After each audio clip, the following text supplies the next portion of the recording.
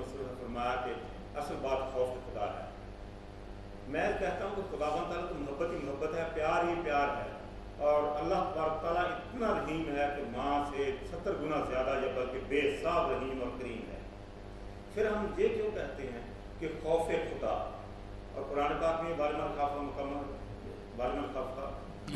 کمر رب جنتان، جو اللہ کے خوف سے ڈر گیا تو اس کے لیے 2 جنتیں. اس پر ذرا روشنی. ڈاکٹر رنجا صاحب نے جو سوال کی طرف توجہ دلائی نا، غالباً اسی جمعہ میں نے اسی بارے میں عرض کیا کہ اللہ کے بارے میں جب ہم کہتے ہیں نا کہ اللہ سے ڈرو، تو یہ ڈرنا وہ نہیں ہے جو کسی خوفناک چیز سے ہوتا کہ سانپ سے ڈرتے ہیں، بچھو سے ڈرتے ہیں، دشمن سے ڈرتے ہیں. معاذ اللہ یہ سوچ بھی نہیں سکتے. اللہ سے زیادہ رحیم کون ہے، ودود کون؟ وہ جو نام ہی اپنا ودود بتاتا ہے نا، لاڈ والا، پیار والا، بہت پیار اور محبت کرنے والا. یہ بھی آپ نے ٹھیک فرمایا کہ یہ ماں کی جو مثال دے دیتے ہیں کہ 70 گنا کہنا بھی کفر ہی بنتا ہے. اللہ کی رحمت غیر محدود ہے، ساری جہان کی مہربانی ہے بھی اکٹھے کریں تو آخر اس کی کوئی لمٹ ہے. اللہ کی رحمت کی کوئی حد نہیں. مگر مسئلہ یہ ہے کہ اللہ تعالیٰ کے قوانین کی خلاف ورزی سے جو نقصان ہوتا ہے یہ ایک حقیقت ہے کہ اللہ نے قانون بنا دیے کہ یہ زہر ہے، چکھو گے تو مرو گے. تو ڈرنا ہے قانون کی خلاف ورزی سے تاکہ وہ غلط نتائج یا برے نتائج سامنے نہ آ جائیں جو قانون کی خلاف ورزی سے آئیں گے. آگ میں ہم چلے جائیں گے، آگ کا ہم جلانا جل جائیں گے. تو اللہ جب کہتا ہے ڈرو، یہ نہیں کہ وہ ڈرونی چیز ہے، وہ کہتا میں نے آپ لوگوں کی بھلائی کے لیے، آپ کی بھلائی کے لیے. جیسے اب ساری دنیا منشیات کے بارے میں فکر مند ہے کہ نشے نے یار دنیا تباہ کر دی. اللہ نے اگر بند کیا تھا کہ نشہ نہ کرو، لوگوں کی سمجھ نہیں آتا کہ یار کھاتے پیتے کیا، کھانے پینے میں کیا رکھ. اب پتہ چلا کہ یہ کھانا پینا نہیں، خاندان اجڑ گئے، ملک برباد ہو گئے. تو لوگوں کی بھلائی کے لیے اللہ کہتا اگر تم اچھائی کرو گے تو اپنے لیے، اگر برائی کرو گے وہ بھی تمہیں بھگتنی پڑے گی. تو اللہ کا کچھ نہیں بگڑتا، مگر قوانین اس نے جو خیر و شر کے بنا دی ہیں اس کے نتیجہ میں خیر کریں گے تو لازماً اچھے نتائج سامنے آئیں گے، اور غلط حرکتیں کریں گے. اگر کوئی ریل کے نیچے سر دے گا تو کچلا تو جائے گا. تو کہا جائے ڈرو بھائی، ریل کے پاس نہ جاؤ، تو یہ ہے کہ غلط حرکت نہ کرنا ورنہ مر جاؤ. تو جہاں جہاں خوف خدا یا تقویٰ کا ذکر کیا گیا اس میں یہ بات ملحوظ رکھیں کہ کہیں نہیں اللہ تعالیٰ کو کوئی ناراضگی یا غصہ.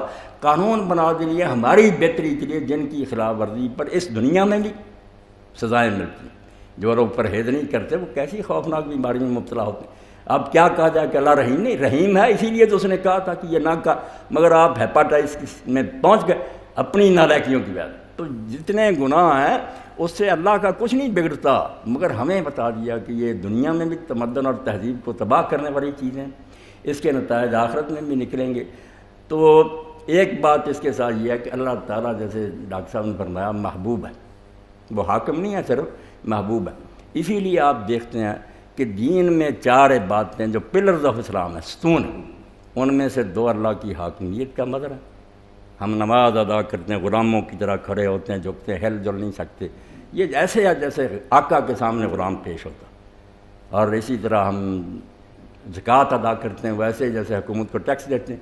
یہ دونوں باتیں اللہ تعالیٰ کی حاکمیت اور مالکیت کا مظاہرہ ہے کہ وہ بادشاہ ہے، لوگ اس کو ٹیکس پے کرتے ہیں، اس کے سامنے جھکتے ہیں. اور 2 باتیں محبوبیت سے تعلق رکھتی ہیں، اس میں حاکمیت کی شان نہیں، محبوب ہونے کی شان. روزہ کیا کہ جیسے محبوب کی محبت میں جنہیں ہو جاتی ہے یہ محبت تھوڑی بھی، بے شک مردار محبت ہی ہو، کھانا پینا چھوٹ جاتا، وہ بالکل لوگوں سے الگ ہو کر کہیں جا بیٹھتے ہیں، گلیوں بازاروں میں چکر لگاتے ہیں. ایسے ہی روزے کی حالت میں کھانا پینا چھوٹ گیا، آخر میں 10 دن جو آئے تو پھر بالکل ہی بال بچوں کو بھی چھوڑ کر اعتکاف کی حالت میں چلا گیا.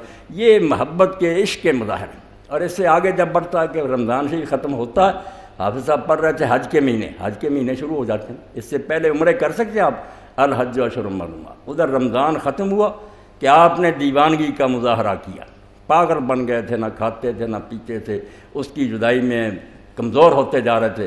اب جب مہینہ ختم ہوا اجازت ہوگی کہ جو ان میں ہمت ہے وہ آ جائے اپنے محبوب کو ملنے کی. حج اور حج آپ سارا دیکھ لیں سوائے دیوانگی اور جنون کے کوئی نہیں. دیوانوں کا کام ہے، سر کے بال بکھرے ہوئے ہیں، خوشبو نہیں لگا سکتا، فقیروں میت کی طرح 2 کفن پہنے، پاؤں میں جوتی کوئی نہیں ہے، اور لبیک لبیک پکارتا. کبھی وہ مکان کے گرد گھوم رہا ہے، کبھی چمڑ جاتا ہے، کبھی بوسے دیتا ہے. بالکل وہ بات جو مجنوں کو لوگوں نے کہی تھی کہ آپ کیا کر رہے ہیں، یہ گرے پڑے مکان جو ہیں ان کو آپ چومتے پھرتے. تو اس نے کہا امر علی دیار دیار لیلا، میں جب لیلا کے محلہ سے گزرتا ہوں، اب وہ تو نہیں یہاں، مگر وہ قبل و زلجدار اور زلجدار، میں کبھی اس دیوار کو چومتا ہوں، کبھی اس دیوار کو چومتا ہوں، فما حب الدیار شغف نہ کر لی، مجھے ان دیواروں کی محبت نے پاگل نہیں کیا، میں جانتا ہوں یہ اینٹیں ہی ہیں، ولیکن حب من سکن الدیار، جو ان مکانوں میں رہتی تھی نا اس کی محبت نے مجھے دیوانہ کر دیا۔ تو جب سنتا نا بندہ کہ اللہ کا گھر ہے، چمٹ جاتا ہے، روتا ہے، بہت سے دیتا ہے۔ حج بالکل سمجھ نہیں سکتا کوئی آدمی جس کے اندر نا عشق کی نا رمق، وہ نہیں سمجھ سکتا، وہ یہ قانونی بات نہیں، بلکہ لوگ اعتراض کرتے ہیں کہ یار آپ کی سب چیزوں کی سمجھ آتی، یہاں کیا کرتے ہیں آپ، پاگل بنے ہوئے ہیں، جب لمبا ہوتا تھا احرام اس وقت جوئیں تک پڑ جاتی، تو کیسے کر؟ فرمایا بھائی آپ اللہ کی یہ دونوں شانیں سمجھتے کہ نماز اور زکوٰۃ میں وہ بادشاہ ہو کر سامنے ہوتا ہے، آپ اس وقت وہ کام کرتے ہیں جو ریت کو کرنے ہوتے ہیں، یہاں محبوب کی شکل میں ہوتا ہے، کھانا پینا چھوٹ جاتا ہے، حجامتیں بھول جاتی ہیں، کپڑے میلے ہو جاتے ہیں، آپ پاگلوں کی طرح اس کی گلیوں میں گھومتے، اس کا تعلق خدا کی محبوبی سے، اس لیے ماں سے بہت محبت بڑھ کر، مگر ساتھ ہی آپ یہ بھی جانتے ہیں کہ محبوب کی ناراضگی وہ عذاب ہے جس کے مقابل میں آگ کا عذاب بھی ہلکا ہے، اسی لیے امام زین العابدین فرماتے ہیں اللہ میں اس کو برداشت کر سکتا ہوں کہ وہاں آگ ہو، بچھو ہوں، سانپ ڈسیں، یہ عذاب میں جھیل سکتا ہوں، مگر جو قرآن نے تو نے کہا کہ لا ینظر اللہ، اللہ ان کی طرف دیکھے گا ہی، بڑا یکرم، ان سے بات ہی نہیں کرے گا۔ آپ کسی عشق مزاج آدمی سے پوچھیں اس سے بڑھ کر اس کے لیے کوئی دکھ ہے، منہ ہی نہیں کی۔ تو فرمایا اللہ نے کہ تم اگر میری محبوبیت کی شان کو پہچانو تو ناراضگی یہ ہے، ڈرنا وہ نہیں دشمن والا، یہ ہے کہ محبوب منہ نہ پھیر۔ اس لیے یہ دو باتیں ذہن میں رکھیں کہ ایک تو برے کاموں کے غلط نتائج سے ڈرنا، یہ اللہ سے ڈرنا، اس کے قانون کی خلاف ورزی نہیں، اور دوسرا یہ ہے کہ جب وہ اتنا محبوب ہے، اس محبوب نے منہ پھیر لیا کہ میں اپنی زیارت نہیں کراؤں گا، تو اس سے بات نہیں، جا جہنم میں جلتا رہے، تو اس سے بڑا عذاب کیا ہوگا۔ یہ ہے اصل میں ڈاکٹر صاحب بات، ماشاء اللہ پوچھیں، بالکل بلا جھجک پوچھیں، کسی کے لیے چھوٹے ہوں بڑے ہوں، جو جی چاہتا پوچھیں، یہ سلسلہ جاری رکھے نا، تھوڑا سا وقت جو ہے اس سے فائدہ اٹھائیں۔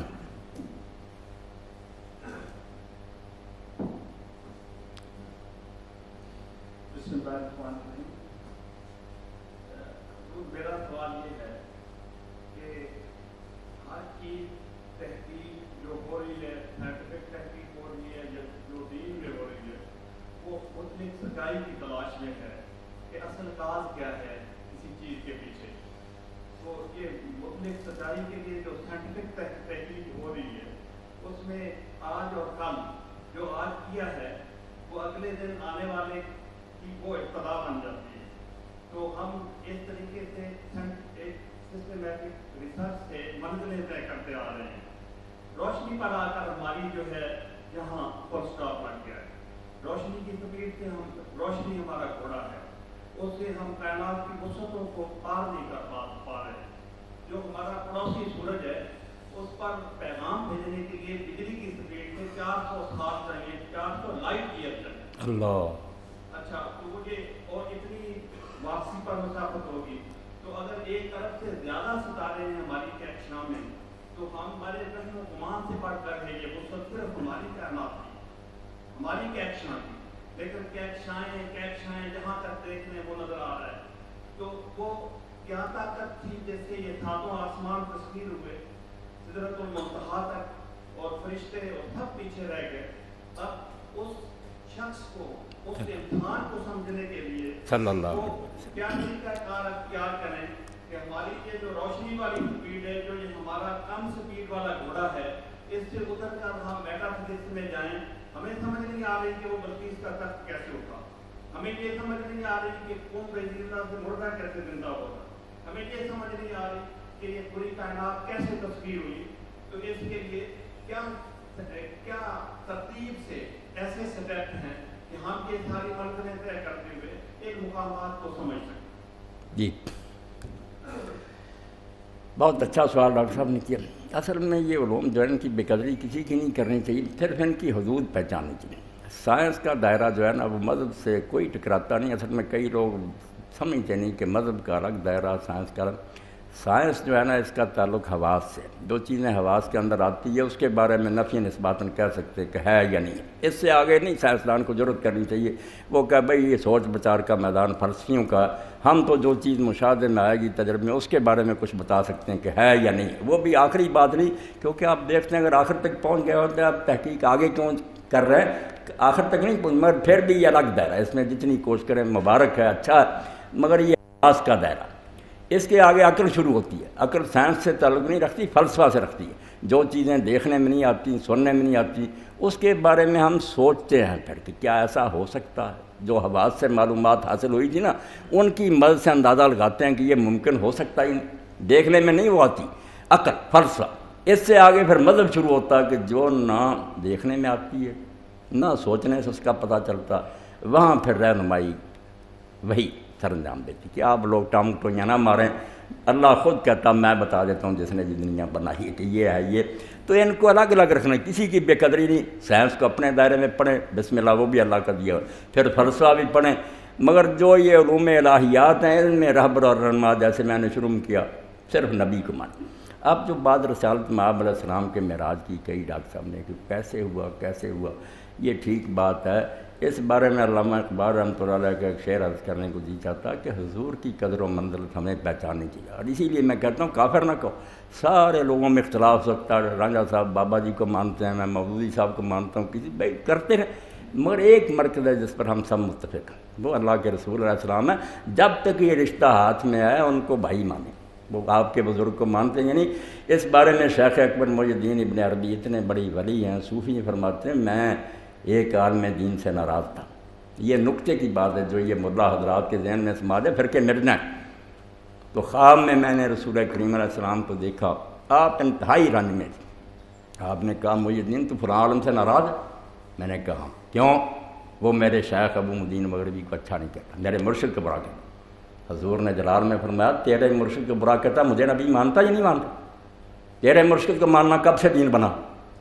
تو ماننا چاہتا مانتا، پھر وہ مجھے مانتا، صلح کر اس سے، میرا رشتہ جو اس سے بڑھ کر کوئی رشتہ ہے؟ صبح ہی گیا، معافی مانگی، محنت ماجرہ کیا، بھائی رسول اللہ کو لوگ جو مان رہے ہیں آپ کو کیا کہ آپ جس کو ماننا چاہتے ہیں بعد کے کسی بزرگ کو مانیں، دوسرا کہتا نہیں بھائی میں نہیں اس کو مانتا۔ کوئی نہ کافر ہوتا ہے مومن، کافر مومن ہوتا صرف جس کو کہا تھا نا محمد رسول اللہ، اللہ کے رسول ہے، اس بنیاد سے کسی کا ذہن جو ہے اکھڑ جائے کہ نہیں میں نہیں اب ان کو رسول مانتا، یہ شک میں، پھر معاذ اللہ کافر۔ تو علامہ فرماتے ہیں اسی بات کی وجہ سے کہ اللہ کو کیا آپ ڈھونڈتے ہیں؟ اللہ کسی کے ہاتھ آیا؟ اللہ تو نام ہی اس کا ہے جو حد ادراک سے ماور، بلا یحیطون بھی علم، اللہ فرماتا سارے علم خرچ کر لو، اللہ نہیں قابو آئے گا، جو قابو آ گیا تو وہ تو تم نے احاطہ کر لیا، اس کا حدود ربا ماپ لیا، وہ اللہ وہ نہیں اللہ ہو۔ پھر وہ کہتے ہیں آپ کیا کہیں، اللہ کو کس طرح پہچانیں؟